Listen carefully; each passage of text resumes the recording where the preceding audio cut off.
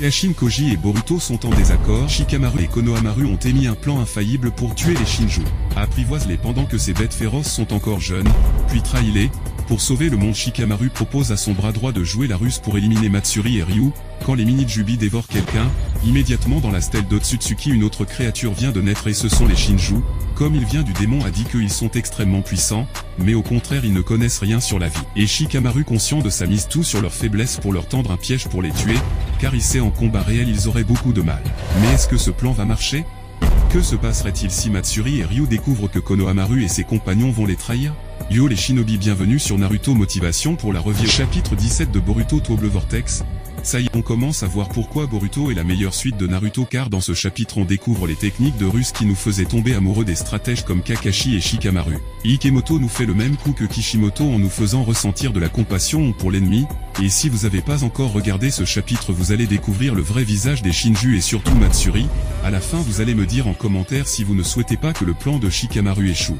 Déjà je vous souhaite une bonne année dans la santé, la joie et l'abondance. En parlant d'abondance, donnez-moi un maximum de pouces bleus pour le début de cette année, et si vous n'êtes pas abonné à cette chaîne, abonnez-vous en masse pour faire partie de notre communauté des génies. Voici la première question de l'année. Quel est le nom de ce mec là qui se bat avec ses os? Et félicitations à celui qui a trouvé la bonne réponse. Merci pour votre soutien. Dernière vidéo, vous êtes vraiment des goats. Ça me donne la force de continuer et on commence. On a Yodo avec son pantalon à bretelles et Areya sur le cover. Sans cacher le style de Areya déchire, je l'adore. Ça me rappelle Shino du bon vieux temps. Yodo aussi épée à mal aussi avec la mélange du rose et du noir. Les sentiments envers leurs amis renforcés par leur esprit combatif. Le texte fait bien référence aux déterminations de Yodo et Areya qui sont prêts à tout pour sauver Shinki. Le chapitre commence avec Sarada tourmentée par sa discussion passée avec Sumire. Elle repense aux paroles piques de Sumire qui lui a fait vraiment du mal, et même en pleine mission elle a la tête en l'air. Je vois des gens, surtout les fans Borusarada, qui pensent que c'était juste un coup de gueule alors que c'était plus profond que ça. Je vous l'avais dit que cette discussion va fortement impacter Sarada. Qui dis-je, à l'avenir elle va commencer à apprendre à comprendre les gens. Sarada peut même gâcher le plan de Shikamaru. Mitsuki qui voit sa peine et eut pitié d'elle. C'est Boruto même qui a posé ce crapaud ici. C'est ce que disent les arbres, il n'y a aucun doute, Boruto était ici. On découvre que Matsuri a la capacité de communiquer avec les arbres. Peu importe ce qui se passe sur Terre, les arbres via ses racines peuvent tout expliquer à Matsuri. Voilà ce qui explique pourquoi les Shinju ont découvert que Boruto a un complice et aussi là où se trouve sa cachette aussi rapidement. Je vois pourquoi Jura ne se donnait pas de mal pour chercher Boruto, car il sait que c'est une question de temps avant que Matsuri le trouve. Les Shinjus possèdent une capacité distincte qui leur est propre. Mamushi est capable de percevoir la conscience d'Ada à travers le Sanrigan alors qu'elle les observe. Le chapitre 16 a tout expliqué, et Matsuri possède des capacités sensorielles et peut comprendre les messages des arbres. Maintenant il reste à découvrir les capacités spécifiques de Jura, Hidari et Ryu. Logiquement le chapitre 18 peut nous montrer les capacités de Jura, Ryu ou Hidari. Je pense que celle de Jura a peut-être rapport à la connaissance. Ryu qui ne comprend pas pourquoi elle communique avec les arbres alors qu'ils sont en plein désert, mais Matsuri lui assure que les arbres se trouvent partout, même au plus profond de la terre, ce qui veut dire leurs racines. Pendant que l'équipe de Konohamaru les observe, et surtout Yodo qui a écouté ce qu'il dit, vu qu'elle est une spécialiste du son, elle a une technique qui lui permet d'écouter à longue distance. Matsuri propose à Ryu qu'il devait suivre les traces de Boruto en écoutant les arbres. Comme ça ils vont trouver Boruto et son complice. Ce pouvoir est vraiment cheaté, il peut vraiment trouver n'importe qui avec ça. Comment ça se fait que Matsuri est capable de communiquer avec les arbres? Matsuri est née quand un mini-Jubi a dévoré Moegi. Et on sait tous qu'elle est l'une des rares personnes à maîtriser le Mokuton du grand Hashirama. Vu qu'elle maîtrise le Suiton et le Doton, elle mélange l'eau et la terre pour donner naissance à une nouvelle technique qui est le Mokuton, une technique de 2 éléments. C'est la même chose pour le Jinton de Honoki, une technique de 3 éléments qui est la mélange du Doton, Fuiton et du Katon. Vu que Moegi a une affinité avec les arbres, en le dévorant le nouveau Shinju détient la même capacité en façon plus évoluée qui lui permet de connecter avec les arbres. Vu que le prof a parlé, tout le monde a compris. Continuant, Yodo faire savoir à Konohamaru ce que disent le Shinju et lui précise qu'il faut mieux de se dépêcher car sinon elle va détecter leur présence. Konohamaru semble rassuré vu que la situation correspond à ce qu'on lui a dit et les demande s'ils sont prêts pour effectuer la mission, mais Sarada ne semble pas leur prêter attention. Elle pense à Boruto et Sumire dans une mission aussi cruciale. Oh merde! Oh c'est con ça! Konohamaru suspect, Mitsuki la demande si tout va bien. Elle répond bien sûr, je suis super concentre là, alors que c'est faux. Yodo en profite pour demander à Konohamaru si on parvient à tuer Ryu et obtenir le Tojedama, Shinki pourra-t-il redevenir comme avant? Konohamaru lui rassure que oui, si les infos sont exactes. Yodo lui fait savoir qu'elle va faire tout son possible pour que Shinki soit libéré. Araya sait que Yodo est folle de Shinki lui dit, j'insiste ne fais pas n'importe quoi. Frustrée elle lui dit d'arrêter de jouer au rôle protecteur et qu'elle ferait n'importe quoi si ça peut sauver Shinki. Ayada crie mais Yodo lui dit d'arrêter. Si tu continues je vais te faire taire. Konohamaru en tant que chef vient mettre un holà à tout ceci et demande quel intérêt avez-vous à vous disputer ainsi. Yodo le demande excuse et précise que cela n'aura aucune incidence sur la mission. D'après ce que je vois Araya est inquiet pour Yodo et elle, est prête à tout risquer pour sauver Shinki. Est-ce qu'on n'est pas dans une triangle amoureux là franchement? Ayada aime Yodo mais elle ne le voit pas. Elle est dingue de Shinki qui se focalise que sur Gaara. Cela me rappelle l'équipe 7 dans Naruto, avec ce triangle amoureux Naruto. Sakura, Sasuke. Soit Araya aime Yodo ou il a un lien très fort avec elle car Yodo le fait savoir qu'il doit arrêter de jouer au protecteur ce qui fait savoir que c'est pas la première fois qu'il s'en fait pour elle. La réponse de Yodo est arrivée aux oreilles de Araya et Sarada qui est sur pression car elle sait que son comportement risque de nuire à la mission. Elle a intérêt à se ressaisir. Konohamaru qui se plaint et leur demande s'ils ont bien compris le plan à suivre. Mitsuki répond oui, même si j'ai un gros doute quant à sa réussite. Konohamaru en tant que chef leur dit, pas de place pour le doute maintenant on n'a pas le choix on y va. Et vous deux qui êtes-vous? Que faites-vous ici? Konohamaru s'adresse aux Shinju comme un ninja lambda qui ne sait rien sur eux. Ryu fait savoir à Matsuri que ce sont des ninjas. Elle est choquée quand elle voit leur chef et dit Konohamaru Sarutobi. Il les fait savoir qu'ils sont des ninjas de Konoha qu'ils sont arrivés ici à la recherche de Boruto et les demande qui ils sont. Ryu tombe dans le piège pense qu'ils ne savent pas qui ils sont, et demande à Matsuri de lui dire ce qu'ils doivent faire. Est-ce qu'ils doivent les buter ou coopérer? Matsuri perd ses mots et devient toute rouge face à Konohamaru. Ryu l'appelle encore peine perdue elle est dans le vape. Son cœur fait bap bap bap. Vous savez la réaction que vous avez quand vous rencontrez une personne que vous aimez sans y être préparé. C'est la même chose pour Matsuri sauf qu'elle ne sait pas ce qui lui arrive, et Konohamaru comme un gros bâtard sait ce qui se passe la regarde droit dans les yeux. Je me sens un peu bizarre. Ryu toi, parle avec lui, c'est ce que dit Matsuri tout en bégayant. Ryu ne comprend pas dit quoi. Konohamaru repense à ce que Shikamaru lui avait dit avant de partir. Shikamaru ordonne à Konohamaru d'utiliser la ruse pour buter les Shinju. Il ne s'agit pas simplement de vaincre les Shinju, le plus important c'est de récupérer les Tojedama. Dans ses souvenirs c'est ce que Shikamaru lui a dit, et pendant qu'il répétait, il lui a dit tu as sans doute vu en vrai le Tojedama de Hidari quand il a été vaincu, quand Boruto et Kawaki ont éclaté Hirari en lui faisant regretter d'être venu à Konoha. Konohamaru était là. Il a vu son Tojedama avant que Jura défonçait Boruto pour le récupérer, c'est là qu'il a commencé à voir d'où Shikamaru veut venir. Écoute, si on arrive à restituer les Tojedama dans leur corps originel on pourra sauver Moegi et Shinki, et Konohamaru était choqué en entendant cela et il poursuivit en le faisant savoir que cette information est fiable, que le Tojedama de Matsuri peut sauver Moegi, et celle de Ryu peut sauver Shinki, et précise s'ils n'arrivent pas à récupérer le Tojedama quand ils vont venir à bout des Shinju, ils les ressusciteront autant qu'ils voudront. Tant que le Tojedama sont en leur possession, on aura beau leur tuer ça ne servira à rien. Kashin Koji a bien informé Shikamaru à ce qu'on voit grâce au Jippo 10 chemin il a vu comment les Shinju ont fait pour revivre grâce au Tojedama, et comment ils vont faire pour ramener les prisonniers d'arbre à la vie mais on ne sait pas comment cela va se faire. Konohamaru a tout de suite songé à celle de Hidari que Jura a récupérée, et il lui dit ne me dis pas qu'il est déjà ressuscité. Shikamaru le confirme que cela a une grande chance de faire. Perdu dans ses esprits mais Konohamaru se ressaisit et explique à Shikamaru qu'il comprend ce qu'ils doivent faire tuer les Shinju et récupérer le Tojedama, et le demande d'où il tient ces informations, sans parler de leur véracité, ça dépasse largement ce qu'on a obtenu lors de l'interrogatoire de Boruto. Konohamaru veut vraiment savoir d'où Shikamaru sort ces informations si précieuses alors qu'ils ont cassé leurs couilles pour obtenir quelques infos avec Boruto ce qui avait échoué. Là Konohamaru peut commencer à faire le lien entre la relation de Boruto et Shikamaru. Voilà pourquoi dans le chapitre précédent qu'il est sceptique par rapport à tout ça. Shikamaru refuse de lui donner comment il a eu tout cela en le demandant excuse. Tout comme Boruto ils ne veulent pas dévoiler leur informateur ce qui pourrait prouver qu'ils ont le même informateur pas vrai? Bien évidemment! Bien évidemment! Bien évidemment! Il montre au pauvre Konohamaru que c'est lui le Hokage en le disant c'est à moi de juger la fiabilité des informations et de décider dans quelle mesure il faut les rendre publiques, et le demande s'il a des objections, mais le pauvre répond non.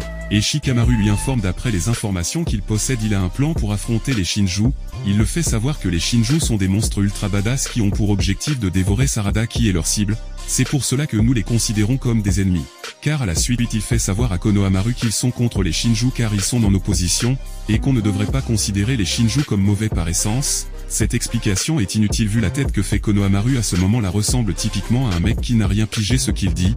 Shikamaru voit cela résume la situation en lui disant « Je voulais dire à mes yeux les Shinju sont comme des bêtes féroces qui viennent de naître ». Et c'est à ce moment-là que Konohamaru a compris ce qu'il voulait dire en repentant des jeunes bêtes féroces. Shikamaru l'explique pour le moment ils n'ont pas de mauvaises intentions, qu'ils sont juste fidèles à leur instinct et qui sont purs comme un bébé lion qui vient de naître. C'est leur pureté qui rend leur force dangereuse, et faut d'eux une grande menace pour l'humanité. Konohamaru qui a compris replune en disant pour résumer qu'ils soient de bonne intention ou PA ça ne change à rien qu'ils sont des ennemis que nous devons éliminer. Shikamaru qui voit qu'il a compris peut lui expliquer le plan à cœur. Konohamaru tu dois sympathiser avec eux. Choqué il répond quoi? Apprivoise-les pendant qu'ils sont des bêtes féroces jeunes et innocents puis, trahis-les. Konohamaru qui ne semble pas totalement d'accord avec le plan de Shikamaru et le bourreau qui voit cela lui pose la question voilà maintenant ta résolution va-t-il pas vrai?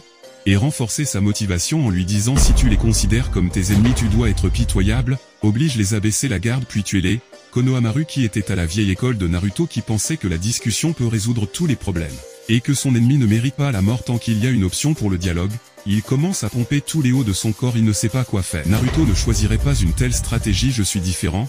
La Shikamaru fait voler tous les doutes de Konohamaru car il sait ce qu'il pense et il fait l'exprès de se comparer à Naruto puis il donne la raison pour laquelle il a agi ainsi en disant pour la survie de l'humanité. Et pour se débarrasser de ces monstres qui dépassent l'entendement je propose cette stratégie et le pauvre Konohamaru qui se retrouve coincé choisit cette voie vu que Shikamaru a éteint ses doutes qui était la philosophie de Naruto et lui montre face à une telle menace c'est la seule chose à faire sinon l'humanité va périr. De jour en jour je commence à adorer le Shikamaru de Boruto car je retrouve enfin mon cher Shikamaru intelligent et malin dans Naruto. Transition, revenons au présent, Ninja de Konoha en tête à tête face au Shinju génère une pression de dingue. Et Konohamaru continue de provoquer Matsuri en le regardant. Pour faire baisser cette pression il se présente en disant moi je suis Konohamaru voici Sarada et Mitsuki, et force les Shinju à dialoguer en disant et vous? Ryu plus calme répond en disant son nom et au moment de présenter Matsuri il le demande est-ce que ça va? Tu as les bizarres depuis tout à l'heure. Matsuri qui ne sait pas ce qui lui arrive dit je ne sais pas et en haut de loin on voit Yodo et Areya qui observent la scène et qui sont prêts à exécuter le plan. Est-ce qu'ils savent que si Matsuri n'arrive pas à se concentrer à cause de Konohamaru elle ne va pas leur détecter? Ryu et Matsuri enchantés, Konohamaru joue bien son jeu en leur faisant savoir qu'il vient peine de leur rencontrer et leur demandant vous recherchez Boruto n'est-ce pas? Dans ce cas nous avons les mêmes objectifs leur explique qu'ils sont sur une trace et les propose de coopérer ensemble pour les aider. Ryu demande à Matsuri quoi faire. Tourmentée elle dit que ça le va. Ce crapaud est un espion utilisé par Boruto et son complice on va devoir chercher ce qu'il faisait là. Konohamaru devient immédiatement le chef du troupe Shinju et Ninja commence à travailler et dit aux autres ce qu'ils doivent faire. Mitsuki déjà au boulot a trouvé lui aussi un bout de métal et fait allusion à ce qui pourrait être les métaux que Boruto utilise pour son déplacement temporel. Est-ce que ce n'est pas Boruto qui laisse ses traces pour brouiller l'ennemi? On sait tous que Boruto est très discret donc laisser des traces à gauche à droite n'est pas son truc. C'est juste un plan et Mitsuki et Konohamaru ont bien compris. Les Shinju étonnés qu'malgré leur talent ils sont loin d'avoir toutes les informations sur Boruto ce qui leur met dans une position qui les force à coopérer pour en savoir plus. Le chef propose de chercher dans les environs pour tenter de trouver un truc et propose de se séparer pour le chercher dit à Sarada d'aller de l'autre côté et regarde droit Matsuri dans les yeux qui a le cœur qui est prêt à exploser, et lui dit t'appelles Matsuri à ce que je vois? Tu te sens pas bien? Pendant qu'elle n'arrive pas à comprendre ce qu'il m'arrive et pourquoi elle n'arrive pas à respirer on a Sarada qui mène sa mission à bien qui appelle Ryu et le propose de le suivre. Tombé dans le panneau Ryu se demande il est peut-être encore dans les parages à ce qu'on voit. Pour ne pas paraître suspect, Mitsuki leur fait savoir qu'ils ont d'autres camarades qui les attendent et propose à Ryu d'aller les présenter. Le pauvre Ryu ne veut pas laisser Matsuri derrière. Mais Konohamaru l'assure qu'il veillera sur elle. Sarada qui enlève tous les doutes en disant à Ryu on peut faire confiance à mon maître il prendra soin de lui on y va. Et boum mission accomplie, ils ont réussi à diviser les Shinju. Ils étaient incroyables tous les trois. Contrairement à ce que je pensais Sarada a bien assuré, ça nous aide beaucoup vous êtes vraiment des gens bien les ninjas de Konoha, vous êtes exactement comme on me l'a dit. Ryu remercie les shinobi sans savoir que derrière cette aide qu'on lui offre il y a un plan pour l'éliminer. Quelle indignité. Comment ça se fait que Jura fait savoir à Ryu que à Konoha il y a des types bien? Je vois, c'est sa rencontre avec l'équipe 10 qui lui a fait ça il a ressenti la volonté du feu qui brillait dans ses yeux au moment de le raffronter. Même s'il était son ennemi il avait un énorme respect pour l'équipe 10 et Himawari. Sarada étonnée car elle sait que c'est un mensonge il y a que des bâtards qui veulent la mort d'un innocent à Konoha, et Ryu bavard maintenant commence quel point son chef Jura respecte énormément Konoha. Sarada joue au jeu en faisant savoir qu'elle vient à peine de savoir son nom alors qu'elle a failli se faire buter par lui dans le passé. Pour tout vous dire dit je croisais un ninja je comptais l'éliminer, ça vaut la peine d'en discuter avec des gens. Pendant que dans cette mission Matsuri découvre l'amour qui lui fout une claque Ryu découvre le plaisir de discuter aux gens ce qu'on appelle l'amitié. Sarada qui est un peu sous pression avec Mitsuki dit à Ryu d'arrêter de parler comme ça c'est terrible. Tout en haut Yodo Areya attend avec impatience les autres. En voyant la tête de Yodo qui parle dans sa tête en disant « Patience Shinki », ça ressemble plutôt à une embuscade pour attaquer Ryu au lieu d'une présentation. D'après ce plan Yodo et Areya devaient agir s'ils voient Ryu arriver dans l'espace où il peut se faire toucher par ses attaques. J'espère que ce ne serait pas le cas car cette alliance serait trop courte et comme je vois que Ikemoto nous bombarde avec des flashbacks ça signe rien de bon en plus j'aimerais voir comment les compagnons de Shinki vont se présenter à Ryu. Encore une chose Konohamaru, il y a une raison pour laquelle je t'ai sélectionné pour cette mission, on est de retour dans le passé avant que Konohamaru parte en mission. Shikamaru le révèle la raison pour laquelle il a été sélectionné pour cette mission. Konohamaru cherche à comprendre et Shikamaru lui dit pourquoi Matsuri t'a pris pour cible. La raison réside dans le fait qu'elle a un sentiment amoureux à ton égard. Konohamaru choqué se demande pourquoi, mais le Hokage continue en disant qu'elle n'a pas conscience de ça ou peut-être mais elle n'a pas encore compris le sentiment amoureux, il ignore ce qu'elle ressent c'est de l'amour. Ceux qui sont fans de moi ne vont pas oublier que j'ai mentionné la même chose dans une de mes vidéos. Et c'est pourquoi je les avais considérés manipulés par Jura, à moins que Jura aussi ne connaît pas ce sentiment sinon on se retrouve dans un bourbier pas possible. Les Shinju sont à côté de la plaque, Hidari ressent de l'amour qu'un père ressent pour sa fille. Ryu l'amour et la reconnaissance qu'un fils ressent pour son père. Matsuri de l'amour que l'une des filles ressent pour toi dans le quartier ou à l'école mais a peur de te l'avouer, Bug de l'amour forcé, et le boss Jura l'amour pour la connaissance. Vont-ils crever avant de savoir ce qui leur arrive? Vous savez que je dis aussi Ikemoto ne va pas les buter avant qu'ils ne comprennent ce sentiment, voilà pourquoi Hidari est encore vivant.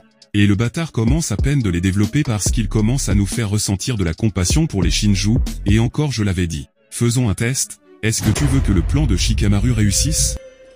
La majorité d'entre vous vont répondre non. Et ceux qui vont répondre oui vont être considérés comme des êtres sans cœur. Comment ça se fait que vous voulez la mort des êtres aussi innocents que Matsuri et Ryu? Regardez comment ce gamin est heureux d'avoir enfin pu faire des amis. Et vous voulez que Matsuri se fasse tuer par celui qu'elle aime en le trahissant? Mettez-vous à sa place, est-ce que ça allait vous faire plaisir? Plan réussi, vous ne considérez plus les Shinju comme des ennemis. Quand je vous dis que Ikemoto et Kishimoto sont des oufs vous n'allez pas comprendre. C'est le mec qui nous a fait tomber amoureux d'un criminel sanguinaire comme Itachi. Et pour les Shinju cela vient à peine de commencer. Chacun de nous va trouver un Shinju qui lui plaît et fait de lui son chouchou tout comme les membres de l'Akatsuki. Je pense que je trop bavardé, revenons dans le vif du sujet. Shikamaru fait savoir à Konohamaru que Matsuri devrait être confuse de sa présence et si cela arrive ce sera l'avantage parfait pour le buter. Konohamaru qui sait maintenant qu'elle l'aime refuse de la buter en disant que c'est trop. Jeté le dit tu dois être pitoyable, les Shinju sont nos ennemis. Shikamaru le ramène sur terre et poursuit en lui précisant que si Matsuri et Ryu apparaissent tous les deux, si on les affronte directement nous serons désavantagés, alors fais en sorte de les séparer autant que possible. C'est toi qui dois contrôler la situation, et c'est maintenant qu'on nous dévoile que tous les jeux que de l'équipe s'est à jouer face aux Shinju c'était dans ce but. Ce qui est dur c'est que Shikamaru a raison. Ils nous mettent en confusion. Transition, dans le présent Konohamaru qui a la peine de voir Matsuri si bizarre car lui aussi a un cœur lui demande si tout va bien, propose d'aller discuter, tu sais les yeux doux timides qu'une femme qui t'apprécie te donne en ta présence, c'est la même que Matsuri donne à Konohamaru, il le demande est-ce qu'elle se sent plus calme, elle lui répond qu'elle ne sait pas et que cet état n'est pas vraiment elle.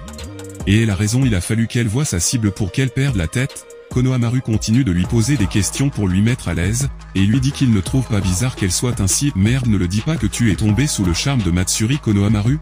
De l'autre côté le cœur de Matsuri bat avec accélération, elle essaie de prendre son souffle car elle ne pouvait pas respirer. Ada, je veux savoir ce qui se passe Asuna, peux-tu examiner la situation tout de suite? De l'autre côté Kashin Koji contacte Eda via son crapaud pour en savoir plus sur ce qui se passe. Eda énervée a envie de lui dire va te faire car elle déteste quand Mamushi lui dérange, et elle lui dit et le vieux dont je t'ai parlé? Il lui rassure en le disant que Mamushi n'est pas avec les autres, elle n'a pas à s'inquiéter. Eda PA trop sûr de lui dit j'espère que tu dis vrai, car Kashin Koji se base sur des possibilités. Je vois Mamushi et le paresseux des Shinju, le mec ne fout rien, assis pour dormir seulement, il ressemble beaucoup à Bug qui restait dans son coin pour boire de l'alcool. Pour l'instant il semble que tout se passe bien car il semble avoir réussi à leur séparer.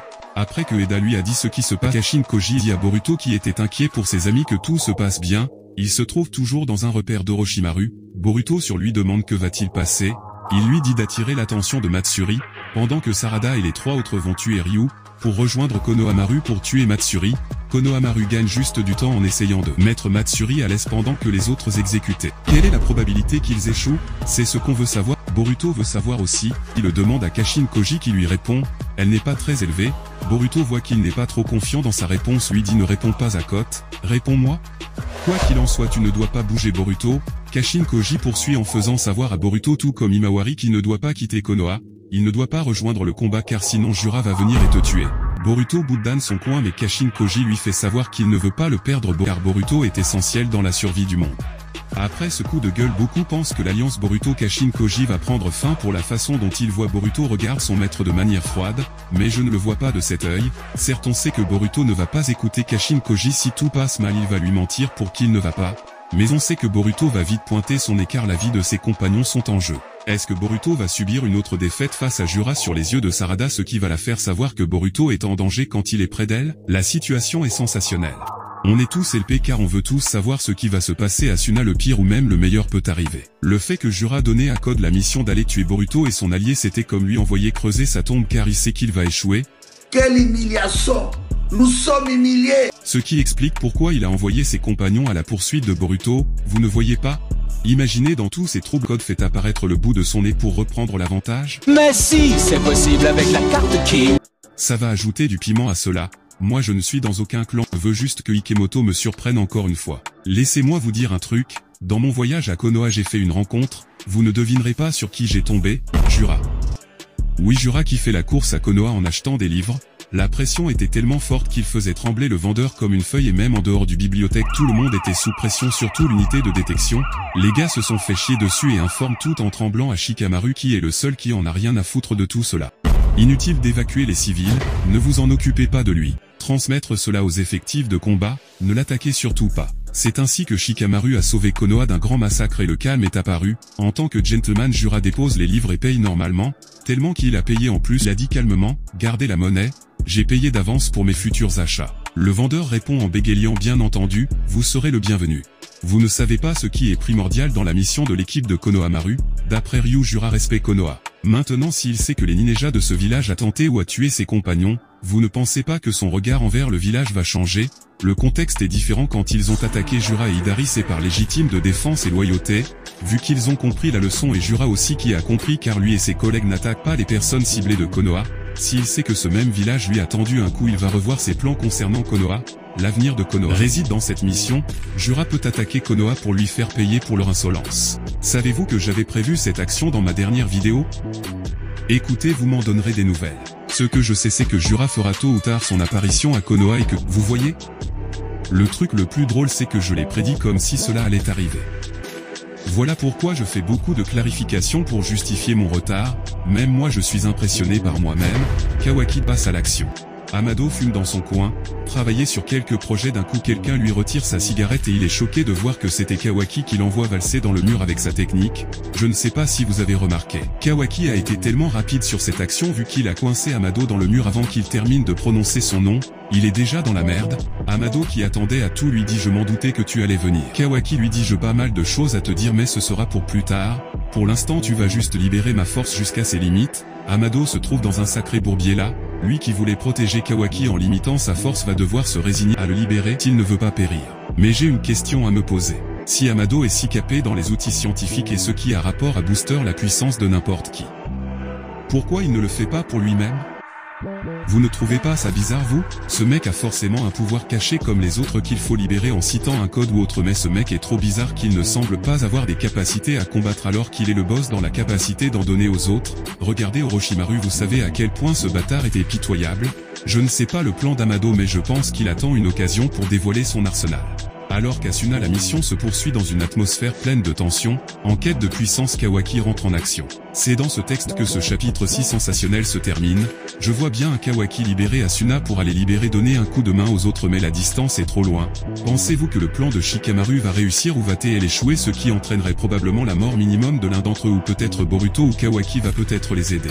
Pour moi le Shinju qui peut mourir plutôt c'est Ryu, vu qu'il est le Shinju de Shinki qui est de la nouvelle génération et que Ikemoto ne doit pas priver du monde d'un tel talent que Shinki, à moins qu'il souhaite l'exploiter en tant que Ryu, ce qui n'est pas impossible. Bombardez-moi ce pouce bleu si vous avez aimé ce review et abonnez-vous pour rejoindre notre si belle communauté. Viva Naruto!